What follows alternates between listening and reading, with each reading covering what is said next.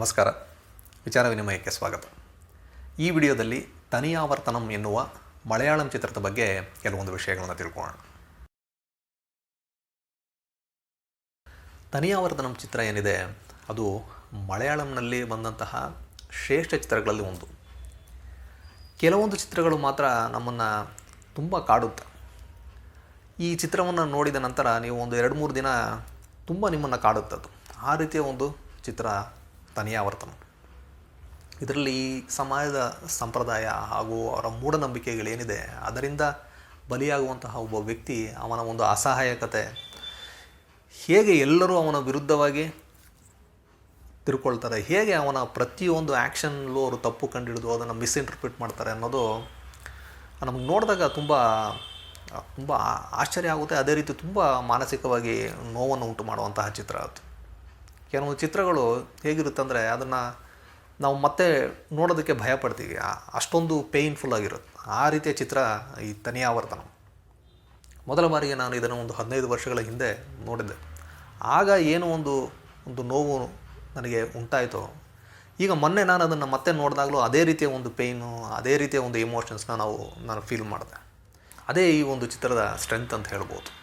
ಅಂದರೆ ಯಾವುದೇ ಒಂದು ಕಾಲಘಟ್ಟದಲ್ಲಿ ನೀವು ಅದನ್ನು ನೋಡಿದ್ರೂ ಅದು ನಿಮಗೆ ಅದೇ ರೀತಿಯ ಒಂದು ಎಫೆಕ್ಟನ್ನು ಉಂಟು ಮಾಡುತ್ತೆ. ಆದ್ದರಿಂದ ಅದು ಈಗಲೂ ಮಲಯಾಳಂನ ಒಂದು ಎವರ್ಗ್ರೀನ್ ಕಲ್ಟ್ ಕ್ಲಾಸಿಕ್ ಆಗಿ ಉಳ್ಕೊಂಡಿದೆ. ಈ ಚಿತ್ರದ ಕತೆ ಮತ್ತು ಚಿತ್ರಕಥೆಯನ್ನು ಬರೆದವರು ಮಲಯಾಳಂನ ಫೇಮಸ್ ರೈಟರ್ ಆದಂತಹ A.K. ಲೋಹಿತ್ ದಾಸ್ ಅವರು. ಲೋಹಿತ್ ದಾಸ್ ಅವರ ಕಾಂಟ್ರಿಬ್ಯೂಷನ್ ಮಲಯಾಳಂ ಸಿನಿಮಾಗೆ ಏನಿದೆ ಅದು ತುಂಬ ಇಂಪಾರ್ಟೆಂಟ್ ಆದದ್ದು. 1980-90 ದಶಕಗಳಲ್ಲಿ ಮಲಯಾಳಂ ಚಿತ್ರ ಏನಿದೆ ಅಂದರೆ ಮಲಯಾಳಂ ಚಿತ್ರಗಳು ತುಂಬ ಉತ್ತುಂಗದಲ್ಲಿದ್ದಂತಹ ಒಂದು ಸಮಯ ಅದು. ಯಾಕಂದರೆ ಆ ಟೈಮಲ್ಲಿ ಇದ್ದಂತಹ ಸ್ಕ್ರೀನ್ ರೈಟರ್ಸ್ ಯಾರಿದ್ದಾರೆ ಅವರೆಲ್ಲ ಒಳ್ಳೊಳ್ಳೆಯ ಕಥೆಗಳನ್ನು, ಒಳ್ಳೊಳ್ಳೆಯ ಪಾತ್ರಗಳನ್ನು, ಒಳ್ಳೊಳ್ಳೆ ಸಿಚುವೇಶನ್ಸ್ನ ಕ್ರಿಯೇಟ್ ಮಾಡಿ ಒಂದು ತುಂಬ ಇಂಪ್ಯಾಕ್ಟ್ ಮಾಡುವಂತಹ ಚಿತ್ರಗಳನ್ನ ಮಾಡ್ತಾ ಇದ್ದಂತಹ ಒಂದು ಕಾಲಘಟ್ಟ. ಆ ಟೈಮಲ್ಲಿ ಲೋಹಿತ್ ದಾಸ್ ಅವರು ಚಿತ್ರಕಥೆ ಬರೆದು ಬಂದಂತಹ ಚಿತ್ರಗಳೆಲ್ಲ ಮಲಯಾಳಂ ಸಿನಿಮಾದ ಇಂಪಾರ್ಟೆಂಟ್ ಮೂವಿಗಳಾಗಿ ಇದೆ. ಲೋಹಿತ್ ದಾಸ್ ಅವರ ಬಗ್ಗೆ ನನಗೆ ತುಂಬ ಒಂದು ರೆಸ್ಪೆಕ್ಟ್ ಮತ್ತು ಆಶ್ಚರ್ಯ. ಏನಂದರೆ ಹೇಗೆ ಈ ವ್ಯಕ್ತಿ ಈ ಎಲ್ಲ ಪಾತ್ರಗಳನ್ನು, ಈ ರೀತಿಯ ಒಂದು ಜೀವನ ದೃಷ್ಟಿಯನ್ನು, ಮನಸ್ಸಿಗೆ ತಾಕುವಂತಹ ಸನ್ನಿವೇಶಗಳನ್ನು ಸೃಷ್ಟಿ ಮಾಡಿ ಈ ರೀತಿಯ ಒಂದು ಸ್ಕ್ರೀನ್ ಪ್ಲೇಯನ್ನು ಅವರು ಮಾಡಿದ್ದಾರೆ. ಅದು ಕಿರೀಡಂ ಇರ್ಬೋದು, ಅಥವಾ ಈಗ ತನಿಯಾವರ್ತನಂ ಇರ್ಬೋದು, ಅಥವಾ ಭರದಂ ಇರ್ಬೋದು, ದಸರದಂ ಇರ್ಬೋದು, ಎಲ್ಲ ನೋಡಿದಾಗ ನಮಗೆ ಹೇಗೆ ಇದೆಲ್ಲ ಆ ಟೈಮಲ್ಲಿ ಇವರು ಇದನ್ನೆಲ್ಲ ಯೋಚನೆ ಮಾಡಿ ಬರೆದಿದ್ದಾರೆ ಅನ್ನೋ ರೀತಿಯಲ್ಲಿ. ಅದೇ ರೀತಿ ಸಿ.ಬಿ. ಮಲಯಿಲ್ ಅವರು ಮಲಯಾಳಂನ ತುಂಬ ಇಂಪಾರ್ಟೆಂಟ್ ಆದಂತಹ ಡೈರೆಕ್ಟರ್ ಅವರು. ಅವರ ಫಿಲ್ಮೋಗ್ರಫಿನ ನೋಡಿದ್ರೆ ಮಲಯಾಳಂನ ಇಂಪಾರ್ಟೆಂಟ್ ಫಿಲಮ್ನೆಲ್ಲ ನಾವು ಅದರಲ್ಲಿ ನೋಡ್ಬೋದು. ಅದು ತನಿಯಾವರ್ತನಂ ಇರ್ಬೋದು, ಅಥವಾ ಕಿರೀಡಂ ಇರ್ಬೋದು. ಕಿರೀಡಂ ಬಗ್ಗೆ ನಾವು ಈ ಹಿಂದೆ ಒಂದು ವಿಡಿಯೋನ ಮಾಡಿದ್ದೀವಿ. ಅದೇ ರೀತಿ ದಸರದಂ ಇರ್ಬೋದು, ಭರದಂ ಇರ್ಬೋದು, ಕಮಲದಳಂ ಇರ್ಬೋದು, ಸದಯಂ ಇರ್ಬೋದು. ಹೀಗೆ ಹೇಳ್ತಾ ಹೋಗ್ಬೋದು ನಾವು. ಈ ಇಬ್ಬರ ಕಾಂಬಿನೇಷನ್ ಅಂದರೆ ಲೋಹಿತ್ ದಾಸ್ ಮತ್ತು ಸಿ.ಬಿ. ಮಲಯಿಲ್ ಇವರ ಕಾಂಬಿನೇಷನ್ ಏನಿದೆ ಅದು one of the best combination. ಹಲವಾರು ಒಳ್ಳೆಯ ಚಿತ್ರಗಳನ್ನು ಅವರು ನೀಡ್ತಾ ಬಂದಿದ್ದಾರೆ. ಈ ತನಿಯಾವರ್ತನಂ ಚಿತ್ರ ಹೇಗೆ ಹುಟ್ಕೊಳ್ತು ಅನ್ನೋದ್ರ ಬಗ್ಗೆ ಒಂದು ಇಂಟ್ರೆಸ್ಟಿಂಗ್ ಆದಂಥ ಒಂದು ಫ್ಯಾಕ್ಟ್ ಇದೆ. ಅದೇನು ಅಂದರೆ ಸಿ.ಬಿ. ಮಲಯಿಲ್ ಅವರು ಒಂದು 2-3 ಮೂವಿ ಮಾಡಿರ್ತಾರೆ. ಅವರ ನೆಕ್ಸ್ಟ್ ಮೂವಿ ಮಮ್ಮೂಟಿ ಜೊತೆ ಮಾಡಬೇಕು ಅಂತ ನಿರ್ಧಾರ ಮಾಡಿ ಅದಕ್ಕಾದ ಪ್ರಿಪ್ರೇಷನ್ ನಡೀತಾ ಇರುತ್ತೆ. ಅವರು ಒಂದು ಕಥೆಯನ್ನು ಮಾಡಿರ್ತಾರೆ. ಅಂದರೆ ಈ ರೀತಿ ಇದೆ, ಮೆಂಟಲ್ ಹೆಲ್ತ್ಗೆ ಸಂಬಂಧಪಟ್ಟಂತಹ ಒಂದು ಕಥೆಯನ್ನು ಮಾಡಿರ್ತಾರೆ. ಬಟ್ ಅದರೊಳಗೆ ಕೆಲವೊಂದು ಸಮಸ್ಯೆ ಇರುತ್ತೆ, ಅದು ಡೆವಲಪ್ಮೆಂಟ್ ಆಗ್ತಾ ಇರೋದಿಲ್ಲ ಆ ಸ್ಟೋರಿ. ಈ ಕಡೆ ಇವರು ಮಮ್ಮೂಟಿಯವರ ಒಂದು ಕಾಲ್ ಶೀಟ್ ಬೇರೆ ಸಿಕ್ಕಿರುತ್ತೆ ಇವರಿಗೆ, ಟೈಮ್ ತುಂಬ ಕಡಿಮೆ ಇರುತ್ತೆ. ಅಂತಹ ಸಂದರ್ಭದಲ್ಲಿ ಈ ಪ್ರೊಡ್ಯೂಸರ್ ಬಂದು ಇವ್ರ ಹತ್ರ ಕೇಳ್ತಾರೆ ಏನಾಗ್ತಾ ಇದೆ ಅಂತ. ಅವರು ಹೇಳ್ತಾರೆ ಈ ರೀತಿ ಸಮಸ್ಯೆ ಆಗಿದೆ ಅಂತ. ಈ ಯಾರಾದರೂ ರೈಟರ್ನ ಅಪ್ರೋಚ್ ಮಾಡಿ ಸ್ವಲ್ಪ ಸ್ಕ್ರೀನ್ ಪ್ಲೇನ ಸರಿ ಮಾಡೋಣ ಅನ್ನೋ ರೀತಿಯಲ್ಲಿ ಡಿಸ್ಕಸ್ ಮಾಡ್ತಾರೆ. ಆಗ ಸಿ.ಬಿ. ಮಲಯಿಲ್ಗೆ ತಾವು ಈ ಹಿಂದೆ ಮೀಟ್ ಮಾಡಿದಂತಹ ಒಬ್ಬ ಯಂಗ್ ರೈಟರ್ನ ಜ್ಞಾಪಕ ಬರುತ್ತೆ ಅವ್ರಿಗೆ. ಅವರು ಯಾವುದೋ ಒಂದು ನಾಟಕಕ್ಕೆ ಓದಿದ್ದಾಗ ಆ್ಯಕ್ಟರ್ ತಿಲಕನ್ ಇದ್ದಾರಲ್ಲ, ಅವರು ಇವ್ರಿಗೆ ಒಬ್ಬ ರೈಟರ್ನ ಇಂಟ್ರೊಡ್ಯೂಸ್ ಮಾಡಿರ್ತಾರೆ, ಲೋಹಿತ್ ದಾಸ್ ಅಂತ ಅವ್ರ ಹೆಸರು ಅಂತ. ಬಟ್ ಅವರು ಎಲ್ಲಿನವರು, ಎಲ್ಲಿದ್ದಾರೆ, ಏನು ತುಂಬ ವಿವರ ಗೊತ್ತಿರೋದಿಲ್ಲ. ಚಾಲಕುಡಿಯವರು ಅಂತ ಮಾತ್ರ ಗೊತ್ತಿರುತ್ತೆ. ಸರಿ, ಅವರು ಒಂದು 2-3 ಕಥೆಯನ್ನು ಹೇಳಿರ್ತಾರೆ, ಅದು ಅವ್ರಿಗೆ ಜ್ಞಾಪಕ ಬರುತ್ತೆ. ಸರಿ, ಇವ್ರ ಹತ್ರ ಹೋಗಿ ಈ ಕಥೆನ ಹೇಳಿ ಇದರೊಳಗೆ ಏನಾದ್ರು ಮಾಡ್ಬೋದಾ ನೋಡೋಣ ಅಂತ ಅವ್ರನ್ನ ಹುಡ್ಕೊಂಡು ಹೋಗ್ತಾರೆ. ಸಿ.ಬಿ. ಮಲಯಿಲ್ ಮತ್ತು ಪ್ರೊಡ್ಯೂಸರ್ ಒಂದು ಕಾರಲ್ಲಿ ಹೋಗ್ತಾರೆ. ಹೇಗೋ ಅಡ್ರೆಸ್ನ ಕಂಡು ಹಿಡ್ಕೊಂಡು ಹೋಗ್ತಾರೆ. ಅಲ್ಲಿ ಲೋಹಿತ್ ದಾಸ್ ಅವರು ಇರ್ತಾರೆ. ಅವರಿಗೆ ಇವರು ವಿಷಯವನ್ನು ಹೇಳ್ತಾರೆ, ಈ ರೀತಿ ಆಗಿದೆ ಅಂತ, ನೀವು ನನ್ನ ಜೊತೆ ಬಂದು ಸ್ವಲ್ಪ ಹೆಲ್ಪ್ ಮಾಡಬೇಕು ಅಂತ ಅವ್ರನ್ನ ಕರ್ಕೊಂಡು ಹೋಗ್ತಾರೆ. ಒಂದು ಹೋಟೆಲಲ್ಲಿ ರೂಮ್ ಮಾಡಿ ಅಲ್ಲಿ ಡಿಸ್ಕಸ್ ಮಾಡ್ತಾರೆ. ಲೋಹಿತ್ ದಾಸ್ ಅವರು ಹೇಳ್ತಾರೆ, ನೋಡಿ ಈ ಕಥೆನ ನಾವು ಇನ್ನೂ ಇಂಪ್ರೂವೈಸ್ ಮಾಡಿ ಡೆವಲಪ್ ಮಾಡೋಕ್ಕಾಗೋದಿಲ್ಲ, ಬಟ್ ನನ್ನ ಹತ್ರ ಇದೇ ರೀತಿ ಮೆಂಟಲ್ ಹೆಲ್ತ್ಗೆ ಸಂಬಂಧಪಟ್ಟಂಥ ಒಂದು ಕತೆ ಇದೆ, ಅದನ್ನು ಬೇಕಾದರೆ ನಾವು ಡೆವಲಪ್ ಮಾಡಿ ಟ್ರೈ ಮಾಡೋಣ ಅನ್ನೋ ರೀತಿಯಲ್ಲಿ ಹೇಳ್ತಾರೆ. ಆಗ ಇವರು ಸಿ ಬಿ ಮಲೆಯಲ್ಲಿ ಒಪ್ಕೊಳ್ತಾರೆ. ಸರಿ ಆಯಿತು ನೋಡೋಣ, ನೀವು ಬರೀರಿ ಅಂತ ಹೇಳ್ತಾರೆ. ಇವರು ಅಲ್ಲಿ ಹೋದವರು ಏನೂ ಬರೆಯೋದಿಲ್ಲ, ಸುಮ್ಮನೆ ಮಲಗಿಬಿಟ್ಟು ಯೋಚನೆ ಮಾಡ್ತಾ ಇರ್ತಾರೆ. ಅವರು ಸಿ ಬಿ ಮಲೆಯಲ್ಲಿ ನೋಡ್ತಾರೆ, ಇವರು ಸುಮ್ಮನೆ ಮಲ್ಕೊಂಡಿದ್ದಾರಲ್ಲ ಅಂತ. Next day Onam. ಆದ್ದರಿಂದ ಅವತ್ತು ಸಾಯಂಕಾಲ ಪ್ರೊಡ್ಯೂಸರು ಅವರು ಶಬರಿಮಲೆಗೆ ಹೋಗಬೇಕಾಗಿರುತ್ತೆ. ಸರಿ ಅಂತ ಅವ್ರು ಹೊರಟೋಗ್ತಾರೆ. ಸಿ ಬಿ ಮಲೆಯಲ್ಲಿಗೆ ಮಧ್ಯಾಹ್ನ ಲಂಚಿಗೆ ಅವ್ರ ಫ್ರೆಂಡ್ ಒಬ್ರು ಕರೆದಿರ್ತಾರೆ, ಅಲ್ಲಿಗೆ ಹೋಗಬೇಕಾಗಿರುತ್ತೆ ಅವರು. ಸರಿ ಅಂತ ಅವರು ಲೋಹಿತ್ ದಾಸ್ಗೆ ಹೇಳ್ತಾರೆ, ನೀವು ಬರ್ತೀರಾ ಲಂಚ್ಗೆ ಅಂತ. ಇಲ್ಲ ನಾನು ಬರೋದಿಲ್ಲ, ನೀವು ಹೋಗ್ಬಿಟ್ಟು ಬನ್ನಿ ಅಂತ ಹೇಳ್ತಾರೆ. ಅವರು ಅಲ್ಲೇ ಮಲ್ಕೊಂಡು ಯೋಚನೆ ಮಾಡ್ತಾ ಇರ್ತಾರೆ. ಅವರು ಇವರು ಸರಿ ಅಂತ ಹೊರಟೋಗ್ತಾರೆ. ಬರೀ ಇವರು ಸಂಜೆ ಬರ್ತಾರೆ. ಬಂದಾಗಲೂ ಅವ್ರು ಹಾಗೇ ಮಲ್ಕೊಂಡಿರ್ತಾರೆ. ಅವರು ಏನು ಮಾಡ್ತಾಯಿದ್ದಾರೆ ನೀವು ಅಂತ ಅನಿಸುತ್ತೆ. ಅವಾಗ ಅವ್ರು ಹೇಳ್ತಾರೆ, ನಾವೊಂದು ವಾಕ್ ಹೋಗಿ ಬರೋಣ ಅಂತ. ಸರಿ ಅಂತ ಇಬ್ಬರು ಅಲ್ಲಿಂದ ಪಕ್ಕದಲ್ಲಿರುವಂತಹ ಒಂದು ಪಾರ್ಕ್ಗೆ ಹೋಗ್ತಾರೆ. ಅಲ್ಲೂ ಅವರು ಏನೂ ಮಾತಾಡೋದಿಲ್ಲ. ಮತ್ತು ವಾಪಸ್ ಬರ್ತಾ ಇರಬೇಕಾದ್ರೆ ಲೋಹಿತ್ ದಾಸ್ ಹೇಳ್ತಾರೆ, ನನ್ನಲ್ಲಿ ಒಂದು ಕತೆ ಇದೆ, ನಾನು ಹೇಳಲ್ಲ ಅಂತ. ಸರಿ ಹೇಳು ಅಂದಾಗ ಅವರು ಈ ತನಿಯಾವರ್ಧನಂ ಕಥೆಯನ್ನು ಹೇಳ್ತಾರೆ ಅವರಿಗೆ. ಸಿ ಬಿ ಮಳೆಯಲ್ಲಿ ಕೇಳಿ ತುಂಬ ಖುಷಿಯಾಗುತ್ತೆ, ಒಂದು ಒಳ್ಳೆ ಸಾಲಿಡ್ ಸ್ಟೋರಿ ಸಿಕ್ತು ನಮಗೆ ಅಂತ. ಅವರು ರೂಮಿಗೆ ಬರ್ತಾರೆ. ಬಂದು ಹೇಳ್ತಾರೆ, ನೀವು ನನಗೆ ಒಂದು ಒನ್ಲೈನರ್ ಬರ್ಕೊಡಿ ಅಂತ. ಆಗ ಲೋಹಿತ್ ದಾಸ್ ಹೇಳ್ತಾರೆ, ನನಗೆ ಅದೆಲ್ಲ ಬರೋದಿಲ್ಲ, ಒನ್ಲೈನರ್ಲ್ಲ ನನಗೆ ಗೊತ್ತಿಲ್ಲ, ಒಂದು ಕೆಲಸ ಮಾಡ್ತೀನಿ, ಸೀನ್ ಬೈ ಸೀನ್ ಬರ್ಕೊಡ್ತೀನಿ ನಿಮಗೆ. ಸರಿ ಆಯಿತು ಅಂತ ಅವ್ರು ಸ್ವಲ್ಪ ಸಮಯ ತೊಗೊಂಡು ಒಂದು 3 ಸೀನ್ ಬರ್ಕೊಂಬಂದು ಕೊಡ್ತಾರೆ ಅವ್ರಿಗೆ ನೋಡಿ ನನಗೆ ಆಶ್ಚರ್ಯ ಆಗುತ್ತೆ. ಅವ್ರಿಗೆ ಯಾವ ಥರ ಇದೆ ಅದು ಅವ್ರು ತುಂಬ ಖುಷಿ ಆಗುತ್ತೆ. ಸರಿ ಡೆವಲಪ್ ಮಾಡಿ ಅಂತ ಹೇಳಿ ಅವರು ಕೆಲಸ ಶುರು ಮಾಡ್ತಾರೆ. ಇಲ್ಲಿ ಇವ್ರಿಗೆ ಮಮ್ಮೂಟಿಯವರ ಕಾಲ್ ಶೀಟ್ ಏನಿದೆ ಅದರಲ್ಲಿ ಆಗಲೇ 4 ದಿನ ಹೊರಟೋಗಿರುತ್ತೆ. ಬೇಗ ಕೆಲಸ ಶುರು ಮಾಡಬೇಕು. ಇವರು ಲೊಕೇಶನ್ ಎಲ್ಲ ಹುಡ್ಕೋದಕ್ಕಂತ ಹೊರಟೋಗ್ತಾರೆ. ಈ ಕಡೆ ಲೋಹಿತ್ ದಾಸ್ ಅವರು ಸ್ಕ್ರಿಪ್ಟ್ನ ಡೆವಲಪ್ ಮಾಡಿ ಅದನ್ನು ಕಂಪ್ಲೀಟ್ ಮಾಡ್ತಾರೆ. ಇದನ್ನು ಇವರು ಪ್ರೊಡ್ಯೂಸರ್ಗೆ ಮತ್ತು ಮಮ್ಮೂಟಿಗೆ ಪಿಚ್ ಮಾಡಿದಾಗ ಅವರು ಒಪ್ಕೊಳ್ತಾರೆ. ಆದರೆ ಮಮ್ಮೂಟಿಯವರ ಕಾಲ್ ಶೀಟ್ ಇರೋದು ಒಂದು 12-13 ದಿನ ಅಷ್ಟೇ. ಅಷ್ಟರೊಳಗೆ ಇವರು ಅವ್ರ ಪೋರ್ಷನ್ನೆಲ್ಲ ಮುಗಿಸ್ಬೇಕು. ಆ ಒಂದು ಟೈಟ್ ಶೆಡ್ಯೂಲ್ನಲ್ಲಿ ಸಿ ಬಿ ಮಲೆಯಲ್ಲಿ ವರ್ಕ್ ಮಾಡ್ತಾರೆ. ಆ ಫಿಲಮ್ನ ಅವರು ಮುಗಿಸ್ತಾರೆ. ಈ ಒಂದು ಚಿತ್ರ ಏನಿದೆ ಇದು ಒಂದು 20 ದಿನದಲ್ಲಿ ಮಾಡಿರುವಂಥ ಚಿತ್ರ.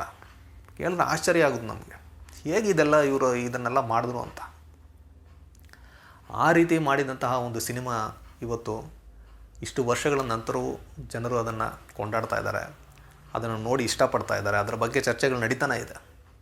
ಈ ರೀತಿ ಒಂದು ಎವರ್ಗ್ರೀನ್ ಚಿತ್ರಗಳು ಏನಿದೆ ಅದನ್ನು ಮಾಡೋದ್ರಲ್ಲಿ ಸಿ ಬಿ ಮಳೆಯಲ್ಲಿರ್ಬೋದು, ಲೋಹಿತ್ ದಾಸ್ ಇರ್ಬೋದು, ಮಮ್ಮೂಟಿಯವರ ಪಾತ್ರ ಏನಿದೆ ಅದು ತುಂಬ ಪ್ರಮುಖವಾದದ್ದು. ಇನ್ನೊಂದು ವಿಷಯ ಇಲ್ಲಿ ಏನು ಹೇಳಬೇಕಂದ್ರೆ, ಆ ಒಂದು ಪೀರಿಯಡ್ ಏನಿದೆ ಆವಾಗ ಮಮ್ಮೂಟಿಯವರ ಕರಿಯರ್ ಏನಿದೆ ಸ್ವಲ್ಪ ಸ್ಟ್ಯಾಗ್ನೆಂಟ್ ಆಗಿದ್ದಂತಹ ಒಂದು ಸಮಯ ಅದು.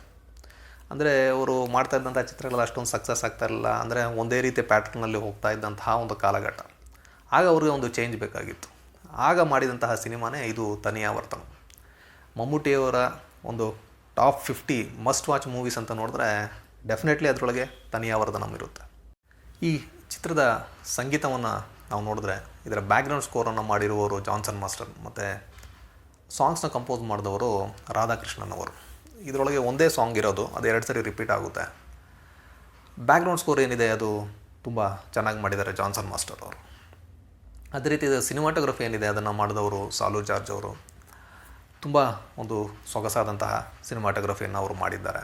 ಈ ಒಂದು ಶೆಡ್ಯೂಲ್ನ ಒಂದು ಕನ್ಸ್ಟ್ರೈನ್ ಇದ್ದಿದ್ದರಿಂದ ಒಂದು ಶಾರ್ಟ್ ಬರುತ್ತೆ ಅದರೊಳಗೆ. ಏನು ಅಂದರೆ ಮಮ್ಮೂಟಿಯವರಿಗೆ ಒಂದು ಕೆಟ್ಟ ಕನಸು ಬೀಳುತ್ತಲ್ಲ, ಅದರಲ್ಲಿ ಒಂದು ಆ ತೆಯ್ಯಂನ ಒಂದು ಪಾತ್ರ ಅದು ಇವ್ರನ್ನ ಓಡಿಸ್ಕೊಂಡು ಬರೋ ರೀತಿಯಲ್ಲಿ ಒಂದು ಶಾರ್ಟ್ ಬಂದು ಅವ್ರು ಕೆಳಗೆ ಬೀಳೋ ರೀತಿಯ ಒಂದು ಶಾರ್ಟ್ ಇದೆ.